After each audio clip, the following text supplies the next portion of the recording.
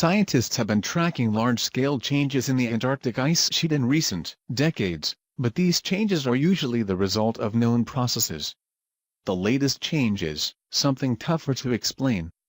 A giant hole the size of Lake Superior has opened up in the ice on Antarctica's Weddell Sea, and researchers aren't sure what could cause it.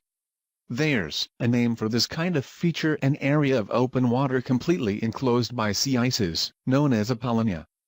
Having a name doesn't mean scientists have an explanation for this gap in the ice, though.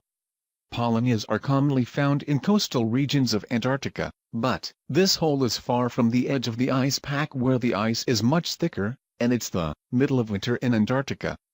The hole that has opened up is several hundred kilometers across with an area of about 80,000 square kilometers, about 30,888 square miles. Interestingly, this isn't the first polynya to open up in this region.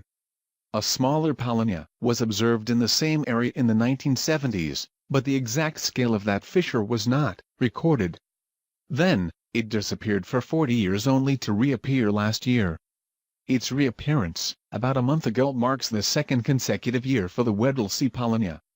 A view of the polynya by ACECRC, Australia. Many will suspect this has something to do with climate change, which is the main culprit for many of the sea ice changes in Antarctica. However, scientists have not yet confirmed that. The Weddell Sea polynya itself could force more changes in the ice, though.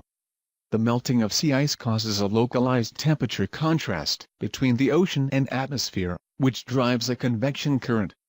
Water on the surface cools and becomes denser from contact with the frigid air, causing it to sink down. As a result, warmer water rises to the surface.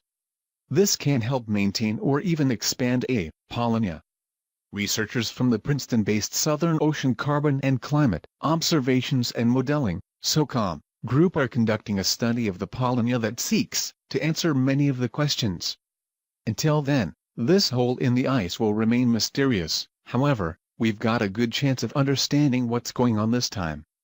Satellite data provides much more accurate measurement than we had in the 1970s, and other ground-based technologies generate much more data than scientists in past decades would have had.